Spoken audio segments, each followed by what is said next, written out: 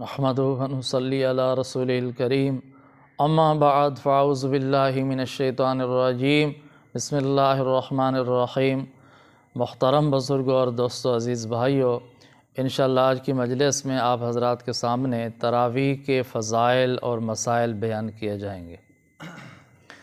تراویح کے فضائل کے بارے میں جامع الاصول میں باروایت صحیح بخاری، مسلم، ترمذی، ابو داؤد، نسائی شریف ایک حدیث نقل کی گئی ہے کہ رسول اللہ صلی اللہ علیہ وسلم نے صحابہ کرام رضی اللہ تعالیٰ عنہم کو تراویح کی ترغیب دیتے ہوئے ارشاد فرمایا، من قام رمضان ایمانا و احتسابا غفر له ما تقدم من ذنبہ، کہ جو شخص ایمان اور احتساب کے ساتھ، یقین کے ساتھ، ثواب کی امید رکھتے ہوئے رمضان المبارک میں رات کا قیام کرے، تراویح پڑھے، غفر له ما تقدم من ذنبہ، اس کے پچھلے سارے گناہ معاف کر دیے جاتے ہیں۔ یہ کتنی بڑی فضیلت ہے کہ رات کا قیام کریں اور پچھلے سارے گناہ معاف ہو جائیں۔ اسی طرح خود رسول اللہ صلی اللہ علیہ وسلم رمضان المبارک میں بہت زیادہ قیام کا اہتمام فرماتے تھے رات کو۔ جامع الاصول میں باروایت ترمذی، ابو داؤد، نسائی ایک حدیث نقل کی گئی ہے۔ حضرت امی عائشہ صدیقہ رضی اللہ تعالی عنہ بیان فرماتی ہیں کہ رسول اللہ صلی اللہ علیہ وسلم نے رمضان المبارک میں 3 رات تراویح پڑھائیں، جماعت کروائی۔ پہلی رات کے تہائی حصے تک قیام فرمایا، دوسری رات آدھی رات تک قیام فرمایا، اور تیسری رات سحر کے وقت تک قیام فرمایا۔ اسی طرح ایک اور حدیث پاک میں آتا ہے، وہ بھی جامع الاصول میں نقل کی گئی ہے۔ حضرت ابو ذر رضی اللہ تعالیٰ عنہ نقل کرتے ہیں کہ رسول اللہ صلی اللہ علیہ وسلم نے رمضان المبارک کے آخری عشرہ میں 23 کی شب میں تہائی رات تک قیام فرمایا، 25 کی شب میں آدھی رات تک قیام فرمایا، اور 27 کی شب میں فجر کے اول وقت تک قیام فرمایا، یعنی سحور کے وقت تک قیام فرمایا، ساری رات قیام فرمایا۔ تو آپ اس سے اندازہ کریں کہ نبی کریم صلی اللہ علیہ وسلم خود بھی رمضان المبارک میں تراویح کا، تہجد کا، نوافل کا کتنا اہتمام فرماتے تھے، اور صحابہ رضی اللہ تعالیٰ عنہم کو بھی ترغیب دیتے تھے، اور صحابہ کرام رضی اللہ تعالیٰ عنہم بھی بہت زیادہ اہتمام فرماتے تھے رمضان المبارک میں رات کے قیام کا، رات کی تراویح کا۔ ایک دوسری حدیث پاک میں جو آیا ہے کہ نبی کریم صلی اللہ علیہ وسلم نے ارشاد فرمایا ہے کہ رمضان المبارک میں جو آدمی نفل ادا کرتا ہے فرض کے برابر ثواب ملتا ہے، اور جو فرض ادا کرتا ہے 70 غیر رمضان کے 70 فرضوں کے برابر ثواب ملتا ہے۔ تو اس لحاظ سے دیکھیں کہ پھر تراویح کا درجہ کتنا زیادہ ہو رہا ہے، فرضوں کے برابر ثواب مل رہا ہے، رات کے قیام کا ثواب فرضوں کے برابر، نوافل کا ثواب فرضوں کے برابر، تہجد کا ثواب فرضوں کے برابر، غیر رمضان کے فرضوں کے برابر ثواب مل رہا ہے، نوافل کا اور تراویح کا۔ تو پھر یہ کتنی فضیلت کی چیز ہے، کتنا اہتمام کرنا چاہیے اس کا۔ اور ایک اور فضیلت اس میں یہ ہے کہ جو شخص تراویح کا اہتمام کرتا ہے، پابندی کے ساتھ تراویح کی نماز پڑھتا ہے، اور پورا مہینہ، پورا رمضان مبارک تراویح پابندی کے ساتھ پڑھتا ہے، اس کو ایک فضیلت یہ بھی حاصل ہوتی ہے کہ یہ بندہ شب قدر کی فضیلت سے کبھی محروم نہیں ہو سکتا۔ جس نے شب قدر میں عشاء کی نماز جماعت کے ساتھ پڑھی، اور اس کے بعد اس نے 20 تراویح پڑھی، جماعت کے ساتھ تراویح پڑھیں، وطر جماعت کے ساتھ پڑھے تو کتنی عبادت اس نے کی اور قیام میں کتنا وقت گزارا، تو یہ آدمی لیلۃ القدر کی فضیلت ضرور حاصل کرے گا، یہ کبھی معروف نہیں ہو سکتا۔ اس لیے میرے بھائی دوستو بزرگوں، رمضان المبارک کا مقدس مہینہ شروع ہے، تو ہر مسلمان کو چاہیے کہ تراویح کا اہتمام کریں اور ان فضائل کو حاصل کرنے کی کوشش کریں۔ تراویح کے فضائل کے ساتھ چند مسائل سن لیں۔ ایک مسئلہ یہ ہے کہ یہ جو تراویح پڑھنا سنت مؤکدہ ہے، یہ صرف مردوں کے لیے تراویح سنت ہے یا عورتوں کے لیے بھی سنت ہے؟ تو یاد رکھیں، یہ تراویح پڑھنا صرف مردوں کے لیے سنت نہیں ہے، عورتوں کے لیے بھی سنت ہے،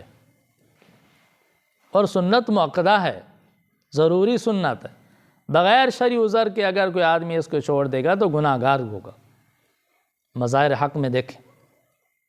مشکوٰۃ شریف کی شرح میں نقل کیا ہے کہ تراویح پڑھنا سنت مؤکدہ ہے، بغیر کسی شرعی عذر کے کوئی آدمی چھوڑ دے گا تو وہ گناہ گار ہوگا۔ یہ جو علماء نے لکھا ہے کہ تراویح پڑھنا سنت مؤکدہ علی الکفایہ ہے، وہ ہے جماعت کے ساتھ مسجد میں تراویح کے اہتمام کرنا، وہ محلے والوں پر سنت مؤکدہ علی الکفایہ ہے۔ اگر مسجد میں بالکل تراویح کا اہتمام نہیں کیا، کسی نے پڑھی نہیں تراویح، جماعت کی نماز نہیں ہوئی، تو پورے محلے والے گناہ گار ہوں گے۔ وہ اس لیے سنت مؤکدہ علی الکفایہ، مسجد میں جماعت کے ساتھ تراویح کا انتظام سنت مؤکدہ علی الکفایہ ہے۔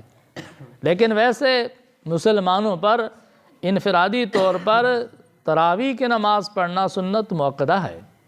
یاد رکھیں۔ اسی طرح ایک اور مسئلہ یہ ہے